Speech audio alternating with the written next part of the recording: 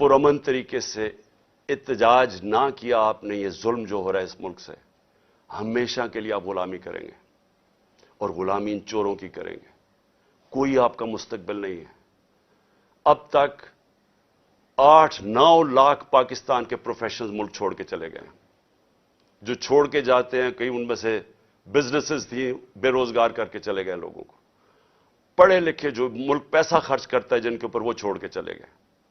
शौकत खानम से 4 बड़ा मुश्किल है कैंसर के स्पेशलिस्ट डॉक्टर्स, 4 हमारे अहम डॉक्टर्स वो छोड़ के चले गए। लोग मायूस हो गए हैं। ये तरीका नहीं है छोड़ के जाने का, खड़े होकर लड़ने का है, जहाद लड़ने का है। और आप सबको, मैं जेल में जाता हूं या मुझे ये कुछ कर देते हैं, आप सबने खड़े होना है, कभी हार नहीं माननी, आखिरी गेंद तक मुकाबला करना है आपने। और मैं समझता हूं कि अल्लाह वाज़ेह तौर पे कुरान में कहता है कि मैं कभी किसी कौम की हालत नहीं बदलता जब तक वो खुद अपनी हालत बदलने की कोशिश ना करे।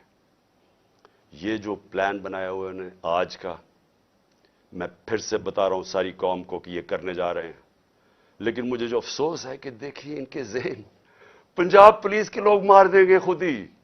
ये पहले भी इन्होंने इस तरह की हरकतें की हुई हैं जिनके अंदर ना कोई इंसानियत है, ना इनको कुछ सोच है।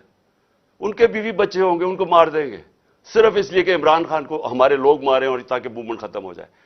इससे मूवमेंट नहीं खत्म होने लगी, ये एक आग की तरफ जा रहा है। ये वो चाहेगा जो इस मुल्क का दुश्मन है कि मुल्क में तबाही मच जाए, सिविल वॉर हो जाए, तबाही हो जाए। ये किस तरफ जाएगा मुल्क?